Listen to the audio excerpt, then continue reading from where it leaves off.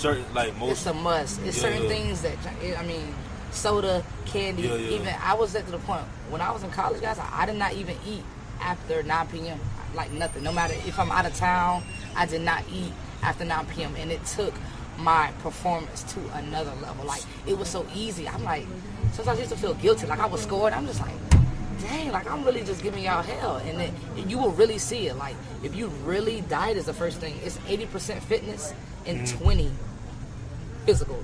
Not opposite. 80% diet and 20 fit. If you eat right, and your skin, your patience, I mean, your mind, you try it. And I'm talking about just a week. Cut out. I don't know if you drink sodas and juice and all that. I drink mostly juice and stuff. I'm trying to drink more water than anything right now. You know, it's 80% what you eat and 20 what you do. If you cut out, we'll go this. Cut out chips, soda, candy, right? Pork and beef for a week. And then get back to it. Just a week. I promise you. An array of changes. Even your temper, you get, it's like, you start to get back control of your body because these toxins don't belong in our body. Like all these new stuff they making, these cakes, these sweets, and it's so good and it's appealing. They have it flying across the street. They have it on the monitors. It's everywhere. It's so hard, and you don't even know that you're being primed. Now, when you're sitting there worried, you look outside, you see a bus ride by this burger. You may not get it now, but when it come back, you're going to get it because you're priming us. Just like when we were young, that's how we learn how to grasp. So it's all in psychology. That's why I got my degree, to learn how to better assess my clients, to really make them understand why we need to embark this journey together. But do that. Cut that stuff out for a week. Yeah, because I ain't going to lie, I love my caramel. No, I get it, man. I don't eat all the time now. I've been a trainer for what, 2 years now. I love hot Cheetos and sour worms. love it. But I have not eaten it in a while because that's the whole point of it. Like, what's good for you, sometimes not always good for you. And that's what people, situations, jobs, anything. And I've learned they make it so easy to eat right. No, to eat wrong, but make it so unattainable to eat right. And that's how you know it's worth it. Just like somebody you trying to, impress. You're one person who's just gonna fall real easily. The person you gotta work to get. That's what's worth it, So with anything. It's called the Grind to the Green. Grind to the Green. Why is that? Why did you name it your company? Just like I touched back on earlier, I'm definitely into the natural, from my hair to things I put in my body. You know what I mean? And to me, that green was getting up out of my situations. Like I was telling Johnny earlier. Where I'm from, I definitely always had positive role models, but not in my age range. So I know that I needed to get up out of that. And to me, that was my green, that forest, that forefront, moving forward, lands ahead, natural. So that's my green, grind to do. And the grind is just, I feel like you can be classy with anything you do, but you have to have a little grit on you. It's like grit to go, and I'm real big on that. Like, coming from nothing and starting up, because that's the best place. It's like, you can take me to a fancy restaurant any day, but I always gonna choose that hole in the wall with everybody nice, with bruh in the back, and sit over here and just chill. I feel like that were the most healthiest like food places be. The with anything, because it's good people for a purpose. So my thing was made up, laying in bed in college. I had a purpose. Grind to the green. Stuff people told me I couldn't do. Told me who I was gonna be. Okay, and people always think it's money. It's not money. It's health. It's a better living. To me, like, green is just a powerful, strong color. It creates new life. It's pure. It's radiant. It's daunting. And that's just something I think we're missing these days because we don't leave our screens. And I'm all about nature. I don't even, half of my class, I don't work them out in the gym. If we're in the gym, that's because you're like a professional athlete, and now we're fine-tuning. I believe the gym is just for fine-tuning. So that's really where it comes outside. I'm all about nature. Outside, I can work. You can work out right on the floor, people. You need no equipment. Have the best workout of your life, because your body is the biggest weight you will ever carry. And that's where my name came from. Grind to the green, because I'm all about outside, living, nature, love. That's exactly what it is. Yeah, man. And then you have your podcast. Yeah, Speak On It Stroman. That happened recently, not even 3 months ago. What motivates you to have your own podcast? Falling on my ass after college, in my head. You gotta think about it. Like, and it was definitely it was an ego flaw now that I see, because I came from having all these things to do, waking up, 6 a.m. practice, you know what I mean? Like this, that, feeling like purpose, like have some. When I graduated, it was like, I had, in my eyes, it was nothing to do. I'm like, dang, I just sitting here, okay, go to work, you know what I mean? Coming from practices to meetings to interviews to just sitting here, I just was like, man, I have no games. I'm proud of my teammates all over the world now. So I really, I I think I could safely say I think it was a slight depression, honestly. I mean, I was very just like, wow, what am I doing? And I have a loving family, I have a girlfriend, I have a pet, but I was just like, not there, man. I'm just like, man, what am I doing right now? So I applied to Equinox. It's just a very major high incline gym. It was in Coral Gables, and I thought that would help, and that didn't help. That even taught me why I have to make my own gym, because I was working at a gym where I felt like an overweight person wouldn't even feel comfortable, you know, walking inside of that gym. You know what I mean? I mean, they were making me charge. It started 101, like an hour session was like $101. So I left there, and then I just started listening to podcasts, and I found Tony Robbins, and then I found Eric Thomas. You gotta text me. You gotta text me these boys' podcasts so I can check them up. And then Mind Pump, and then I don't know, something just hit me. I'm like, wow, I want to do a podcast.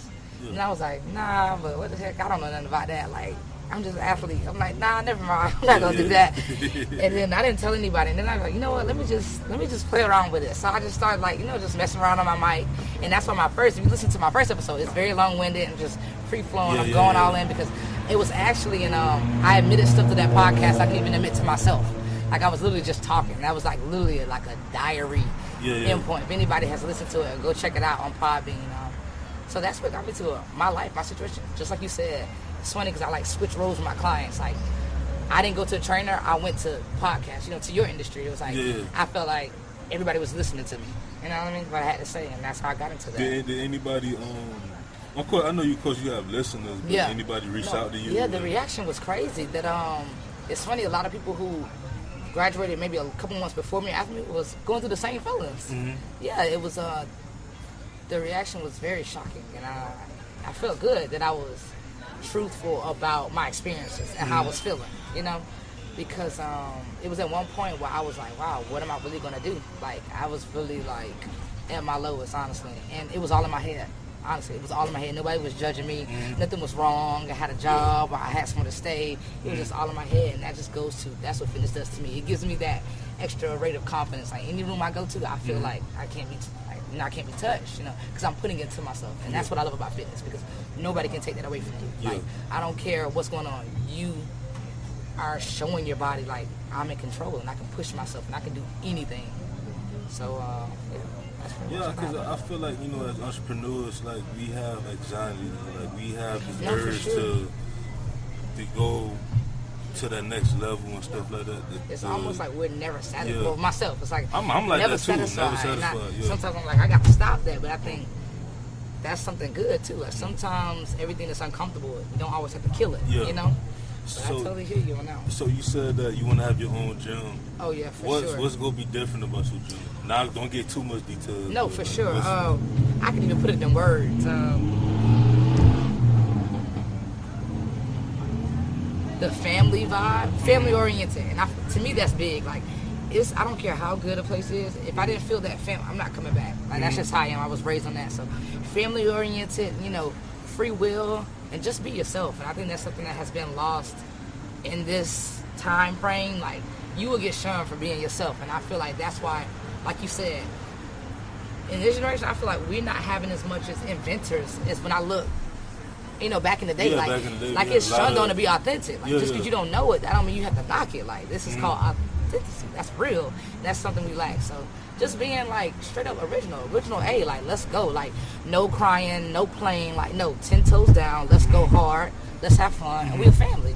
That's it. Blood in, blood out. Like, literally on some savage, like, fit fam stuff. For real. Now, and I don't see that. Like, no disrespect to anybody, but I've worked at a lot of gyms, and I just don't like the pyramid scheme of it. Like, I wanted to ask you, because you said you had a membership. Yeah. They'll keep your card on file, and not even, hey, Johnny, you haven't been in, in 2 weeks. Like, this person is steady paying you now, but they're not coming in. So I just feel like these gyms, they don't care about, I can't say they don't care about, but they don't push the one thing that fitness needs, and that's motivation. Like, this person is coming to you for motivation. They can learn how to use a machine by themselves. They're coming to you to stay on top of them.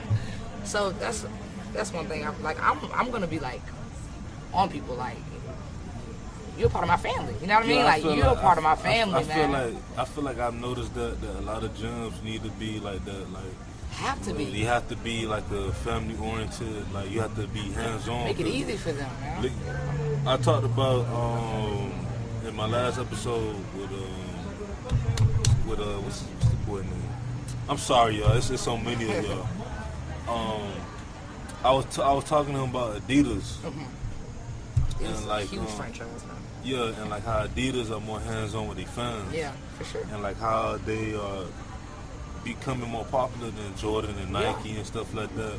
Because they showing love. Yeah, and they reaching out. You know what I'm saying? So put in what you get out. His name Zach. Shout out to Zach, man. His shoe company's gonna be real big. It's gonna be like a new like trading, buy and sell, type thing. But shout out to him. But we was talking about that. Yeah, and for sure.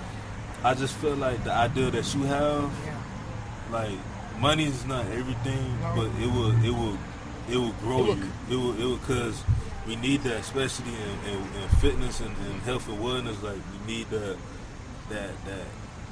one person that just be hands on and be like, "Oh, you okay?" Really build people up. A personal trainer is a cheerleader, man. Mm-hmm. That's your cheerleader, bro. I have met so many great people, and you learn to love your clients. Like really, you know what I mean? You don't reach any professionalism, but you really learn to love your clients. You learn a lot from them. It's a two-way street. I learn a lot from my clients.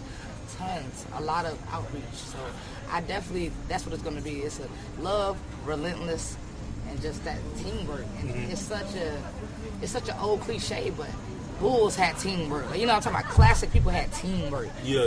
Like classic legends. Maya Angelou, she pushed love. Like, this woman literally became famous because she embodied love.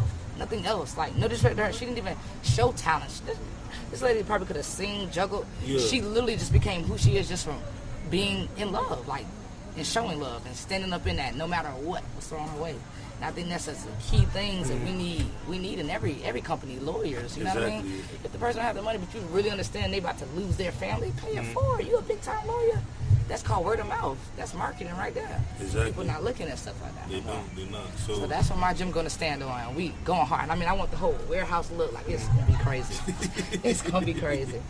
But before we end the podcast, I like to ask this question. Where do you see yourself 5 to 10 years from now?